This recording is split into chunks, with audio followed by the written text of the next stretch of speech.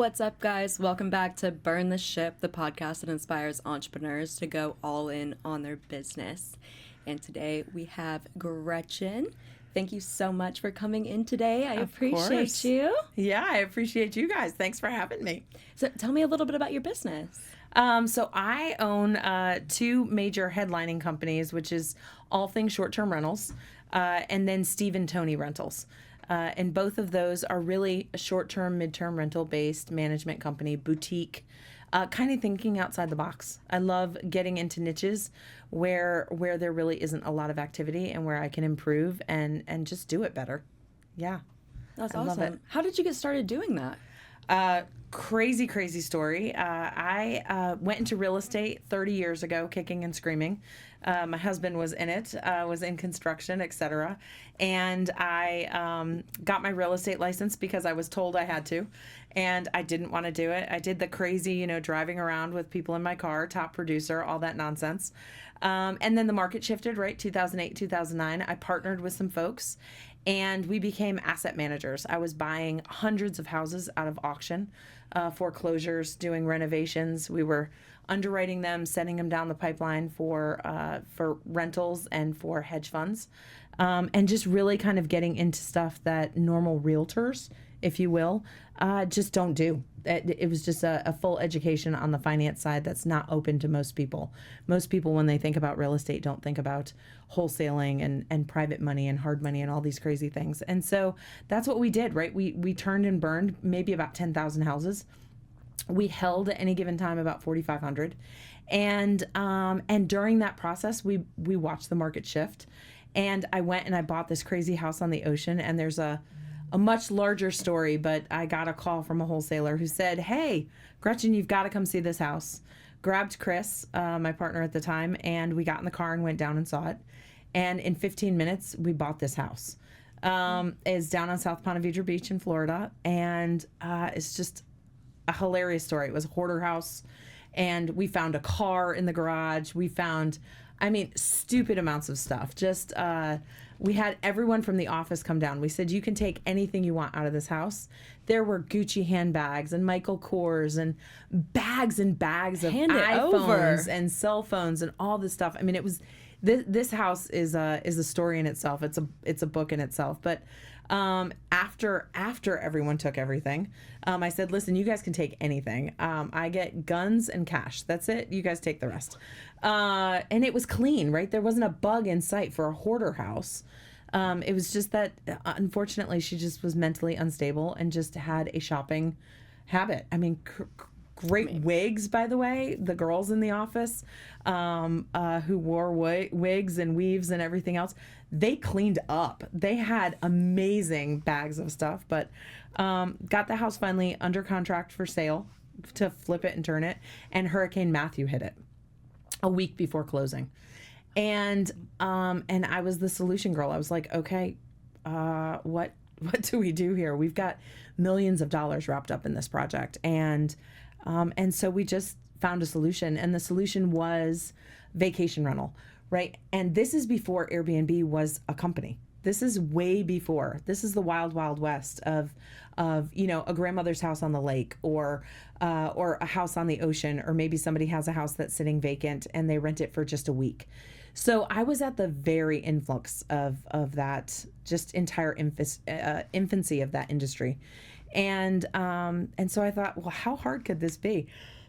Excuse me. And it was fun. I just dove right in. We moved into it and filled it with furniture and hosted people, and didn't even realize we were creating a business, and then realized how hard it would be. Went looking for a property manager and just completely crashed and burned. Sat in front of people who were awful and did not do a good job and didn't have integrity and didn't want to do things to make it align with each other's goals. And so we dove in and said, screw it, we'll do it ourselves better. And so I flew and I met with the people of Expedia, went and met, at the time, the people who were writing the algorithm for Airbnb, for their dynamic pricing, and traveled around the country and dove into the legislation in the state of Florida, and then now multiple states since then, and just built that industry. Said, okay, everybody in my company, in our company, you guys do that, I'm now going to do this. And so it really, I mean, I feel like everything I've done in my life, I've kind of crashed and burned in some capacity, and then just had to take a hard pivot. And it ended up being just a great industry to get into. I have met the most amazing people, and I just keep pivoting on how to do this as the economy changes, as the market changes, to really just partner up with people in alignment and grow together. Yeah. That's super impressive. I feel like you speaking about Airbnb, like I do feel like that's a pretty new concept. I mean, that's me as like a millennial being like Airbnb's pretty new. But that's cool that you were at the forefront of that rental space. Yeah, Airbnb at that point was literally just a technology company running out of Seattle, and they were trying it out, right? It was like the influx of Uber and Turo and so all of these different platforms, right? Is they were like, you're gonna rent out your house to what? You're gonna what? It was at that time, and it was only happening, in New York City or Seattle or a couple of places in California. So it was fun to watch the industry grow and be a part of it. Yeah, that's really cool that you were able to get involved with that. How do you vet the people that are staying in the short home rentals? Because I know that it's not like you can have a bunch of frat boys come in and like destroy everything. And I know obviously there's a down payment. So there's not a down payment. Or like a security deposit. Yeah, there's not a security deposit. Really? 100%. Listen, okay. So it's so funny because the talking heads would have you believe that there are parties in Airbnbs every single day. That it's just simply not true.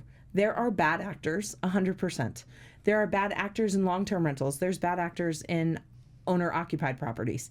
There are more calls on tenants and long-term rentals than there ever are in short-term rentals across America, right? Are you going to have those occasional party situations? 100%. But you're going to have it in every situation. So getting back to your question and like how you go through this, right, is have they rented with us before? Have they rented with somebody else? We naturally trust people. We have a price point where we're hopefully not getting a riffraff, right? If we're lower in price point, then you have to stay for an extended period of time. You're not just coming in for 2 nights. And so that naturally kind of weeds out. But in the tens of thousands of guests that I've had over the years, we've had 2 issues, both which were completely rectifiable and caused nobody damage in the end. So it's really it's like checking into a hotel. If somebody wants to do a background check on somebody going into a hotel, you would laugh at them, right? It's 100% the same thing. Now we have a different strategy for our newest platform, which is the part-time rentals.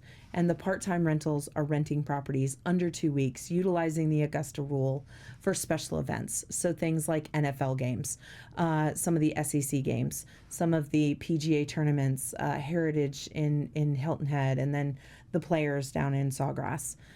So those are different, but that's a different caliber communication as well, because they're paying $30,000 and $40,000.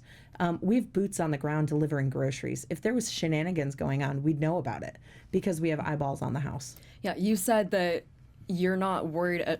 Jay made a joke and was talking about an ice machine being broken. And you're like, I don't worry about that.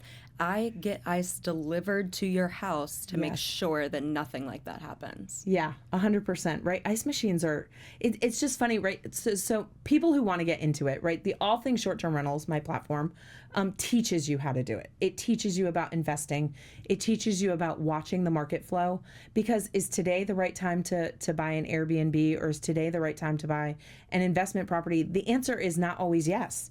And so you have to recognize that, and you can't do that without the tools. And people are losing so much money, their life savings, on making bad investments.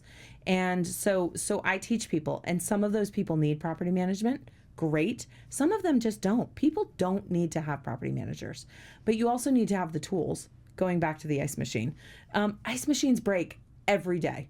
They flood houses, they flood basements, they flood things. Just turn those darn things off. I disconnect them. As soon as we get to the house or we take on a house, we disconnect them. We just simply do not use them. And if the guest needs ice, we deliver ice. That's awesome. Yeah. I mean, we'll deliver coolers full for trout fishing. I mean, just don't make the ice at the house. It is completely not worthy. That's great. So what areas do you service specifically? Are you guys nationwide? Do you guys just have like a couple states that you're involved with? We're not nationwide. I'm specifically in Northeast Florida and then North Georgia for the most part. But we touch Hilton Head Island in South Carolina, Lake Hartwell up in Georgia, go over to the lakes in Alabama. So really the southern states, Tennessee, South Carolina, Florida, Georgia, and Alabama.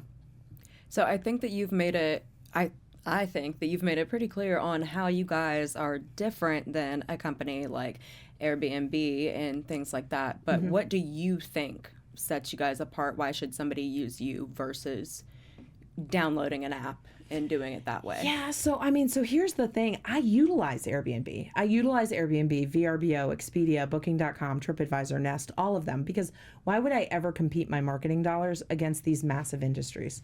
So I can go alongside and make bookings, but the owner and the guest experience is different, right? The person who's buying an investment property and they're turning it into a short-term rental, they don't realize, oh, what should I think about when this house has to be cleaned? What do I do if the sheets are ripped and shredded or a dog came in and pooped on this rug? What happens if, somebody left a gun in the house or they leave a pet behind? Owners of these properties don't think about those things, and we already have standards in place for all of it. And so we mitigate the risks and we take all of that headache off the owners. So can an owner do it? Absolutely. But when the honeymoon's over, we're here to pick up the pieces, and we're not a big national company. I'm going to say Vacasa only because you can go on and see that their stock has just plummeted in the last 12 years because they just don't take care of their people. They don't care about their owners. They don't care about their employees, and they don't care about their guests. And so if we take care of those people, they take care of us.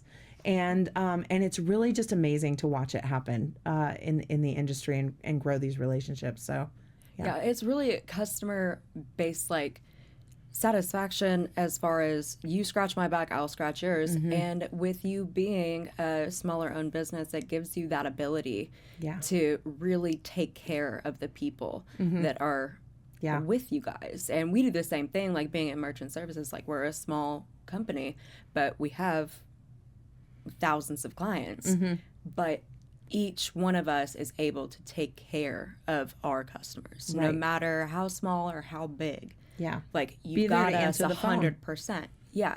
Yeah. Not calling a 1-800 line. 100%. Getting you. And that is a way of building relationships as 100%. As well as clients. Like, you're just able to service people better and more effectively. 100%. Yeah. It's a fun thing to watch it grow.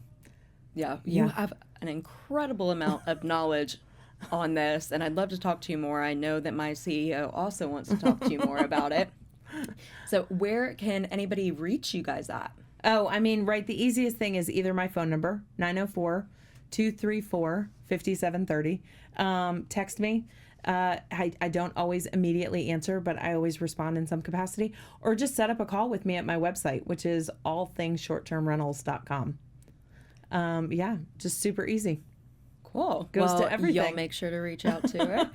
So if you had to give some advice to anybody that is wanting to leave their 9-to-5 job and go all in on their business endeavors by themselves, what advice would you give to them? The key is people. The key on all of that is people. So in my company, it's team building. If somebody wants a day off, I give them a day off.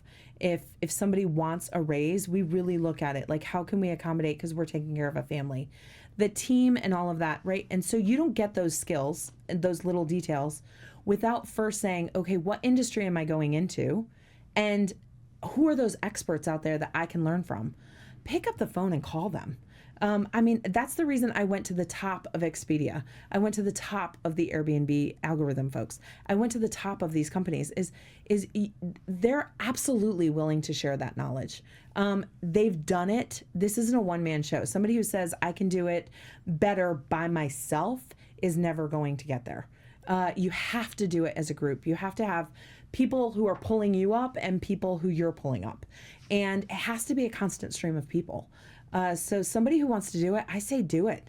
Dive in, get ready to get super uncomfortable. Get ready to get panic stricken, because we all do it. We all have dumpster fires.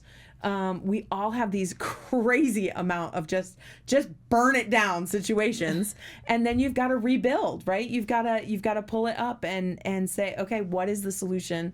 What did I learn from this?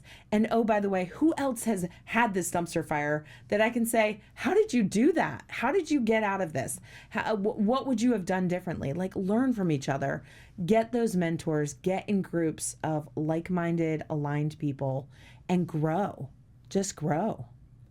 That's beautiful. Very, very well said. Thank you so much for coming in today. I really appreciate you. Of course. Y'all make sure to go find Gretchen. Everything will be linked in the description below. And I appreciate you. Thank you so much. I appreciate you.